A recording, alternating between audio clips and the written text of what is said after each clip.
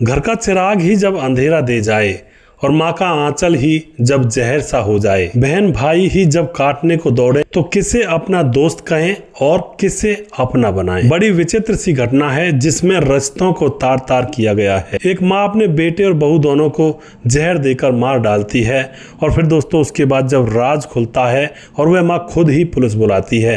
क्या हुआ था, कैसा ये मामला था, पूरी जानकारी यहाँ पर लेने वाले हैं। नमस्कार, मैं हूँ सुदेश कुमार और तिरछी बात चैनल में आपका स्वागत है।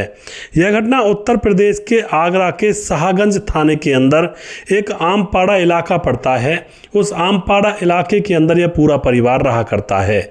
इस परिवार के अंदर एक विनय कुमार नाम का एक लड़का होता है जो कि 25 साल का है और उसकी शादी 2024 में 17 फरवरी को हुई है। उसकी पत्नी का नाम डॉली है और उसके साले का नाम है संदीप, जो उसकी पत्नी डॉली का भाई है। इनको एक बच्ची हो चुकी है जो कि 19 दिन की है। विनय के 2 भाई हैं, बड़ा भाई राम और छोटा भाई टीपू। एक बहन है और माँ है घर में। विनय की एक कंपनी है, कारखाना है जो कि गिल्ट के तोड़िया और जो गहने होते हैं वो बनाया करती हैं।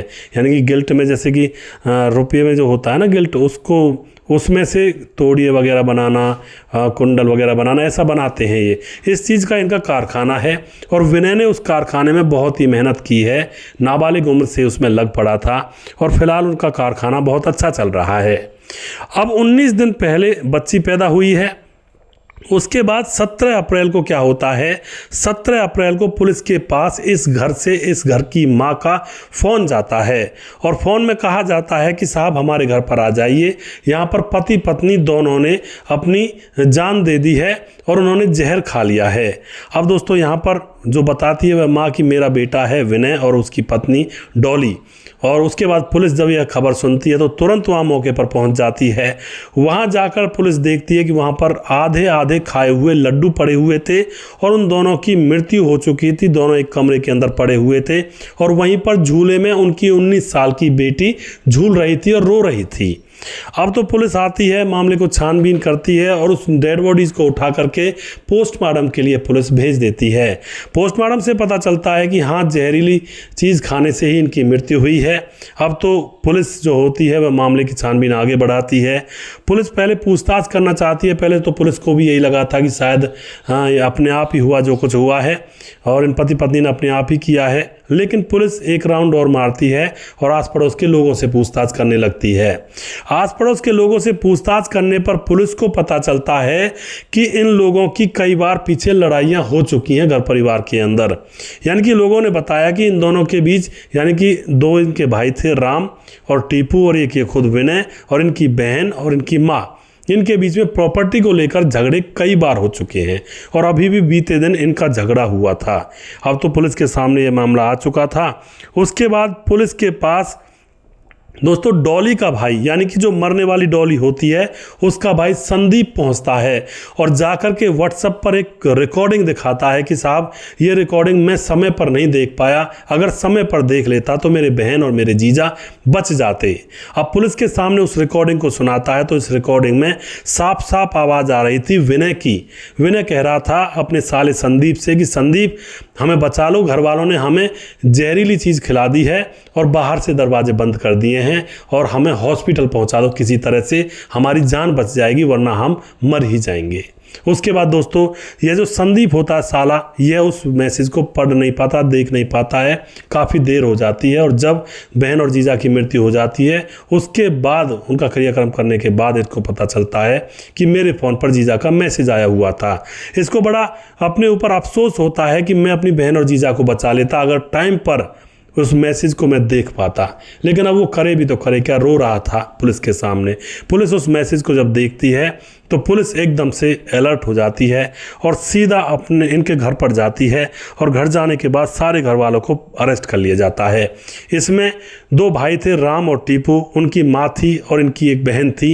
इन सभी लोगों को अरेस्ट करके पुलिस थाने लाया जाता है और इन सबसे पूछताछ की जाती है। पूछताछ जब की जाती है तो यहाँ पर पुलिस के सामने एक राज खुलता है। राज क्या खुलता है, ये लोग विनय को अलग करना चाहते थे। बहुत सारी प्रॉपर्टी थी, एक कारखाना भी था।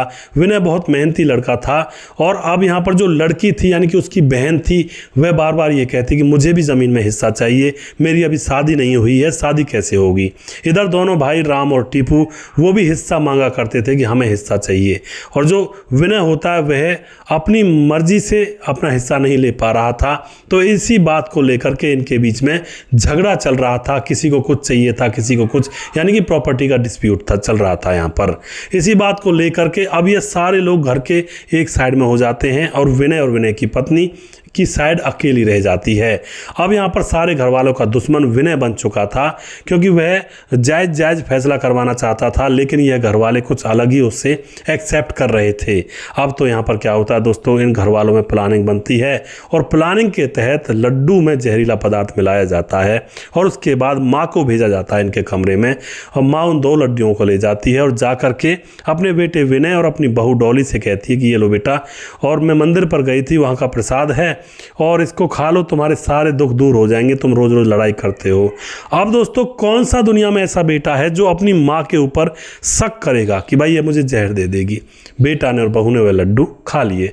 आधे लड्डू ही वह खा पाए थे, तभी उनको महसूस होता है कि इसमें कुछ गड़बड़ है। उसके बाद आधे लड्डुओं को फेंक देते हैं और दोस्तों वह जैसे बाहर निकलना चाहते हैं, बाहर से उसकी माँ, उसकी बहन और उसके दोनों भाई दरवाज़ा बंद कर देते हैं।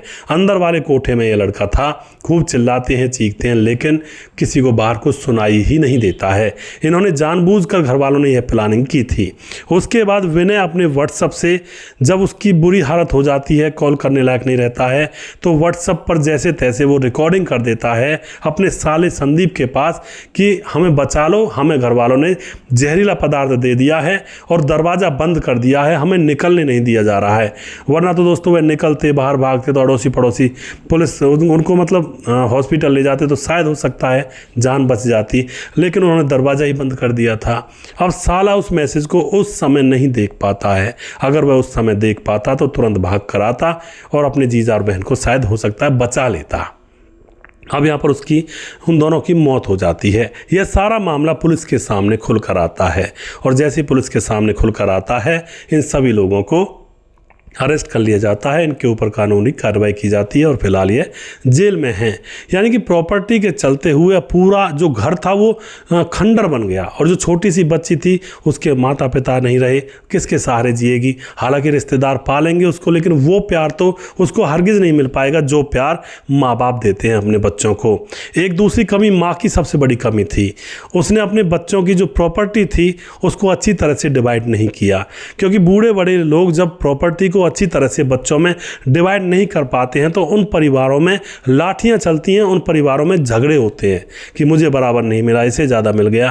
तो उन बुजुर्गों से भी मैं रिक्वेस्ट करना चाहता हूं कि भाई अपनी प्रॉपर्टी को बिल्कुल बराबर हिस्सों में अपनी औलादों को बांट दिया जाए, वरना तो अगली पीढ़ी का समझो सत्यानाश होने वाला है। आपस में लड़ेंगे, खून खराबा होगा। ऐसे होते हैं दोस्तों, जब बुजुर्ग प्रॉपर्टी को अच्छे से नहीं बांट पाते हैं तो फिर अगली पीढ़ियां बर्बाद होती चली जाती हैं। इसीलिए सभी बुजुर्गों से अनुरोध करता हूं कि अपनी प्रॉपर्टी को अपने बच्चों में बिल्कुल बराबर और जो जायज़ होता है उस तरीके से डिवाइड करें, वरना आगे कुछ भी हो सकता है। इधर गलती उस लड़की की भी थी। अरे शादी के लिए तू प्रॉपर्टी ले रही है, भाई तेरे भाई हैं 3 वो शादी करवाएंगे, तुम्हें प्रॉपर्टी की क्या ज़रूरत थी। हालांकि ले सकती है कानून के हिसाब से, लेकिन दोस्तों लड़कियां अगर अपने मायके में भी प्रॉपर्टी लेने लगें और ससुराल में उनका हिस्सा उनको मिलता है, ये भाई पति के हिस्से में जो प्रॉपर्टी आती है, तो 2 जगह उनको प्रॉपर्टी मिलेंगी, भाई रह जाएगा अकेली जगह पर और उसमें से भी बहन बांट ले जाएगी। तो थोड़ा सा अजीब लगता है, जो मतलब एक सामाजिक तौर पर बात कही जाए। कानून के हिसाब से तो बेटी हिस्सा ले सकती है, उसका भी अधिकार होता है, लेकिन कानून को छोड़ करके अगर सामाजिक तरीके से चर्चा की जाए इस विषय पर, तो भाई से बहन हिस्सा ले जाएगी, उधर पति की प्रॉपर्टी भी उसी की होगी, वो कहीं और थोड़ी जाएगी। तो 2 जगह उसको मिल जाएगी, तो भाई लॉस में चला जाएगा। तो यहाँ पर जो जो हमारा समाज है उसके हिसाब से गलत हो जाता है। तो उसकी भी गलती है, उसने अपने भाई की तरफ नहीं देखा कि भाई तो मेरा ही है, इसको मार देंगे तो फिर आगे कैसे होगा। लेकिन उन्होंने सोचा कि ये मर जाएंगे, उसके बाद हम प्रॉपर्टी को आपस में अच्छे से बांट लेंगे और इनका कलेश कट जाएगा। ये बहुत गलत था दोस्तों। तो कभी भी अपने घर परिवारों में ऐसा बीज ना बोएं जिससे कि खून खराबा हो। वीडियो के लास्ट में कुछ भाइयों के नाम जरूर लेना चाहूँगा जो भाई हमारे वीडियोज़ को देखते हैं और हमें खूब सपोर्ट करते हैं। हमारे साथ हैं जानकी गंगवार जो कि हमारे वीडियोज़ को लगातार देखती हैं। बहन का बहुत बहुत धन्यवाद करता हूं। और हमारे साथ राम मोहम्मद यासीन लाहौर पाकिस्तान से हैं जो कि लगातार वीडियो पर बने रहते हैं। राजकिशोर चौरसिया महाबलेश्वर महाराष्ट्र से हैं। और राधेश्याम शर्मा सिरसी जयपुर राजस्थान से हमारे वीडियोज़ पर लगातार कमेंट करते हैं। भाई का बहुत बहुत धन्यवाद करता हूँ। सुशील चौधरी हमारे भाई लगातार बने रहते हैं और भाई का बहुत बहुत धन्यवाद करता हूँ। बहुत ही सपोर्टेड इंसान हैं। और उसके बाद हमारे साथ जैनुद्दीन अंसारी हैं जो कि हमारे वीडियोस पर बने रहते हैं और नेपाल से रहने वाले हैं, फ़िलहाल कतर में जॉब करते हैं। और समाधान पाटिल हमारे भाई साहब बहुत अच्छी कहानी सुनाते हो, आप सीख देते हो और आदमी को कैसे जीना है इस तरह की शिक्षा यहाँ से मिलती है। बहुत बहुत धन्यवाद करते हैं जी। रतनलाल शर्मा राम राम भाई साहब, आपकी कहानी बहुत अच्छी लगी, बहुत बहुत धन्यवाद करते हैं रतनलाल जी। और उसके बाद अमित पटेल बिहार बेलवा गाँव मोतिहारी जिला से हैं। सुदेश भाई नेपाल वाले कांड पर के बारे में वीडियो लेकर आएँ। जी बिल्कुल लेकर आऊँगा, शाम को आ जाएगा, कर दिया बना दिया है मैंने। और उसके बाद प्रवीण बघेल से पुरी से हैं। चंद्रशेखर कुसावत हमारे भाई कमेंट करते हैं, सर जी आपकी एक कहानी बहुत दुख भरी थी। और पृथ्वी सिंह दहिया हमारे भाई कमेंट करते हैं, नमस्कार सुदेश भाई, ऊपर वाले के वे वहाँ देर है अंधेर नहीं। जी बिल्कुल जी। सलाउद्दीन खान हमारे भाई नमस्कार सुदेश भाई, बहुत अच्छी कहानी है, दिल को छू लेने वाली है। सलाउद्दीन जी आपका बहुत बहुत धन्यवाद।